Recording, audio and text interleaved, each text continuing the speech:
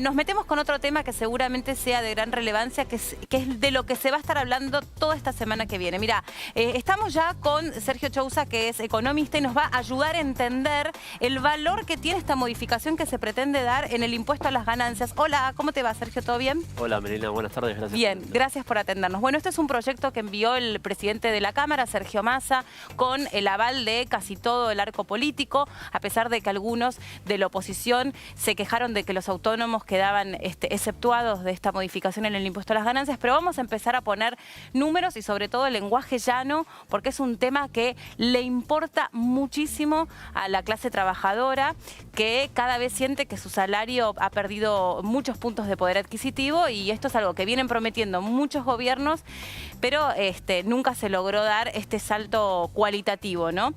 Actualmente, ¿cuántas personas tributan impuesto a las ganancias?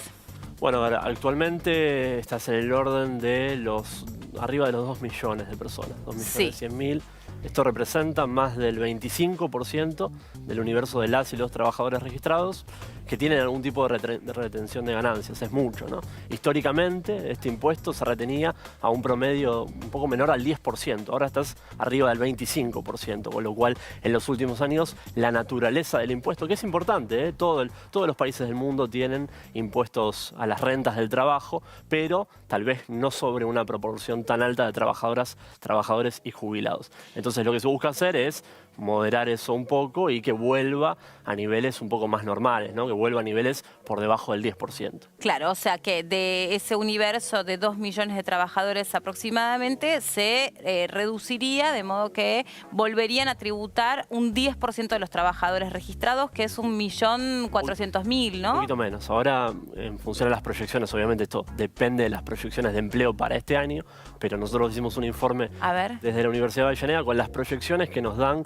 que va a estar entre el 8 y el 9% del universo de trabajadoras y trabajadores. Esto representa para el año 2021 poco menos de 700.000 trabajadores y trabajadoras. Ah, un montón menos. Es una rebaja muy sustancial. Sí, sustancial. Entre la actualización automática que se dio en el mes de enero, donde salieron del pago del impuesto 300.000 trabajadores y trabajadoras, y esta modificación, 2 de cada 3 de los que en 2020 tributaban van a dejar de tributar. Es realmente una modificación muy sustantiva. Absolutamente. Bueno, y repasemos que todavía es un proyecto, que esto no se votó, por supuesto que tiene que debatirse, que hay algunas observaciones interesantes, sobre todo que hicieron los diputados de extracción sindical y los sindicalistas en una reunión bastante representativa, porque hubo gran cantidad de gremios de distinta clase que regulan distintas actividades. Y bueno, hay distintos ítems que pueden llevar el salario a los 150.000 pesos, que sería el piso desde el cual empiezan a tributar, pero que se pide que estén exceptuados. ¿Querés que los repasemos? Sí. Esas variantes que pueden elevar el precio del salario. Sí, me parece importante. El proyecto, hay que decirlo, no es un paquete cerrado, no es uno de esos proyectos que se presentan y se aprueba sobre tablas, sin debate. Es un proyecto que básicamente, en primer lugar, sube la deducción especial a 150.000 pesos brutos, con lo cual ningún trabajador o trabajadora que gane de bolsillo 124.000 pesos para abajo va a pagar ganancias, pero como vos... Mira, por si hay alguien desprevenido del otro lado, lo que estamos hablando, la diferencia es 124.000 pesos en el bolsillo, en mano, o sea, eso que te queda a vos, de ahí para arriba vas a empezar a tributar si este proyecto tal cual vino redactado avanza, ¿no? Exactamente, pero aún así los que queden un poquito por arriba del mínimo no imponible van a pagar menos de lo que pagaban actualmente. ¿Por qué? Porque hasta 173.000 pesos brutos también va a haber algún tipo de deducción que hoy no había, ¿no?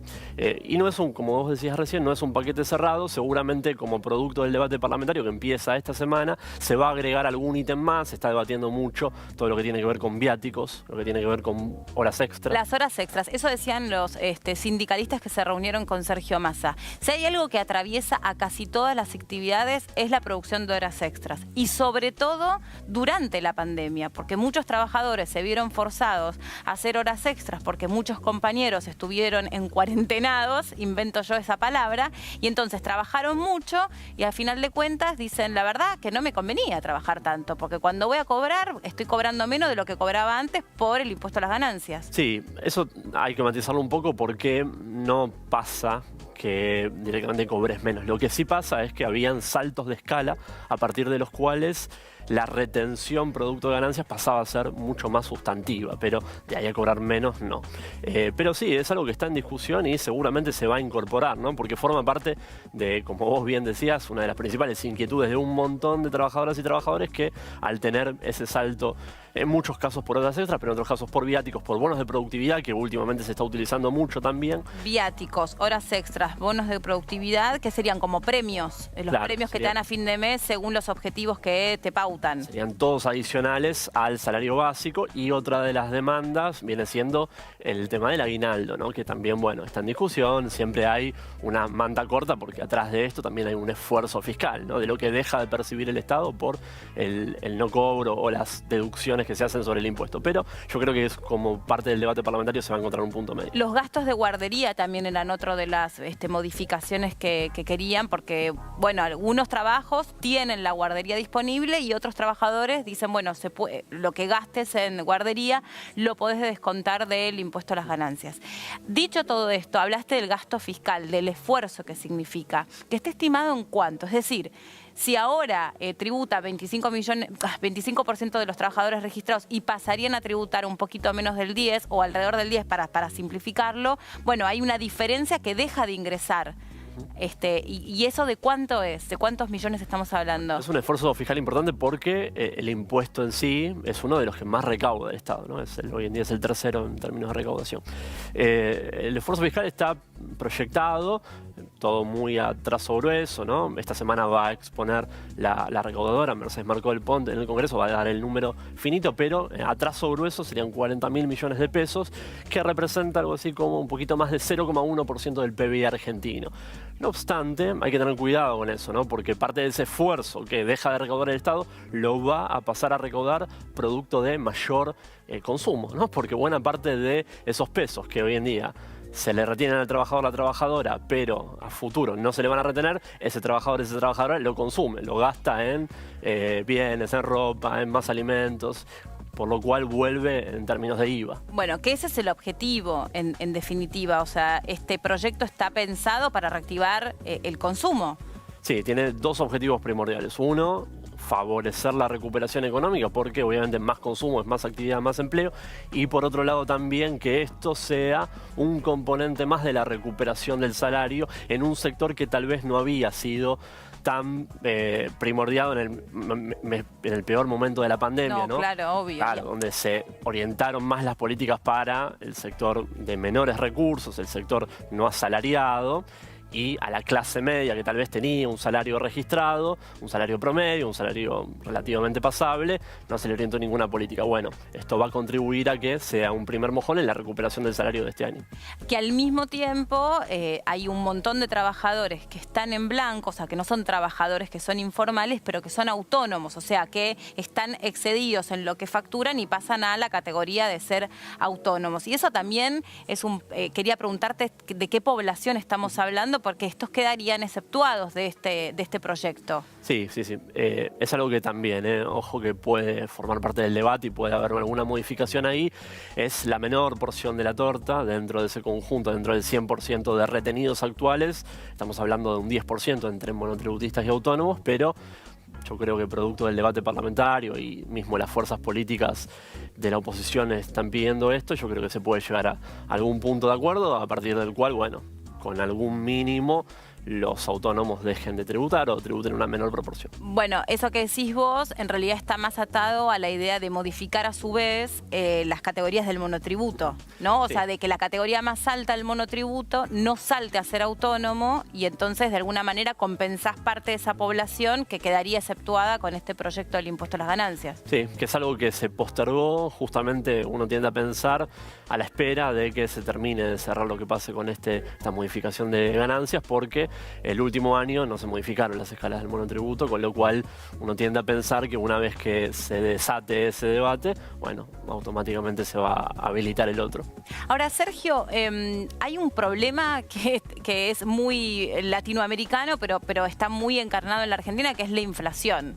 Entonces, ¿Cómo se asegura que de acá a un tiempo, después con la paritaria y con posibles futuros aumentos, después no se recupere de nuevo este porcentaje que pasarían a pagar el impuesto a las ganancias? ¿Se entiende lo que pregunto? Bueno, eso no se modifica respecto de lo que fue la reforma del impuesto a las ganancias en el año 2017, que tiene un coeficiente de ajuste que todos los años actualiza el monto del mínimo no imponible. Lo que pasa, sí, es verdad que, bueno, conforme se producen distorsiones entre lo que se mueven los salarios versus lo que se mueve la inflación, típicamente lo que pasó en 2018, 2019 y 2020, donde la inflación se movió por arriba de los salarios, cada vez más trabajadoras y trabajadores terminaban siendo retenidos. Claro. En el margen, ¿no? Una cosa muy detrás sobre eso, pero en el margen pasaba eso.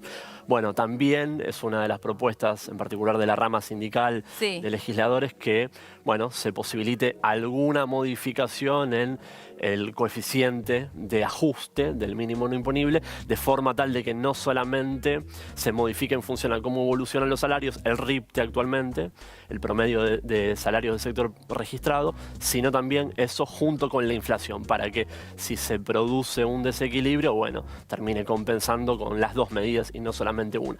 Veremos qué surge a partir de esta semana en el debate legislativo. Claro, que es importante porque en estos debates, en comisiones, no solamente, digamos, se promueve un proyecto político que está obviamente impulsado por Sergio Massa, pero también que tiene el respaldo del gobierno, porque el propio presidente de la Nación va detrás de esta modificación, sino que también cuenta, me parece, con participación de todos los sectores que pudieron poner o dar cuenta de algunas actividades como pueden ser los choferes de micro que están manejando y que de repente empiezan a manejar de día y terminan a manejar de noche, y esas horas son horas de nocturnidad que terminan cargando el salario. Entonces, todas esas observaciones que son obviedades para quienes trabajan de eso, para el resto, por ahí no tanto. Hay un montón de actividades donde vos terminás, no sé, los trabajadores de la salud terminan haciendo horas extras y no pueden decir, bueno, yo atiendo hasta acá, no hago horas extras. Sí, Melina, y eso déjame ponerlo en valor, ¿no? Lo que es la importancia de que el proyecto de ley no es un paquete cerrado, sino que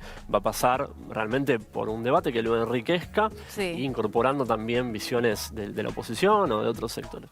¿Por qué poner esto en valor, no? Porque la oposición no puede oponerse de plano a que haya una modificación que saque trabajadoras y trabajadores del pago de impuestos a las ganancias, porque, recordemos, ¿no? Mauricio Macri en la campaña de 2015... sí, había propuesto eliminarlo directamente, sí, que ningún trabajador o trabajadora paga ganancias. No pasó en lo absoluto, cada vez más pagaron ganancias, ¿no?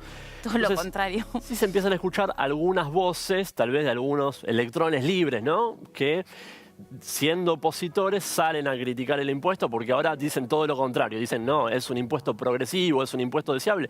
Y nadie pone en objeción eso. Claramente es un impuesto que tenemos que tener en nuestra estructura tributaria. Lo que pasa es que sí se había dado esta distorsión que decíamos al principio, ¿no? Algo que históricamente pagó menos del 10% de las y los trabajadores pasaron a pagarlo ahora más del 25%. Se había desnaturalizado totalmente. Claro. Sergio, gracias por traducir algo que para mí, por lo menos, es complejísimo de entender. Lo hiciste mucho más fácil, así que te agradecemos mucho el paso para acá por IP. A vos, Melina, gracias. Y nosotros hacemos una pausa, si querés, mientras vas sacando cuentas y cálculos sobre si te afecta o no te afecta esta posible modificación que empieza a debatirse en el Congreso. Hacemos una pausa cortita y en un ratito te espero con más noticias.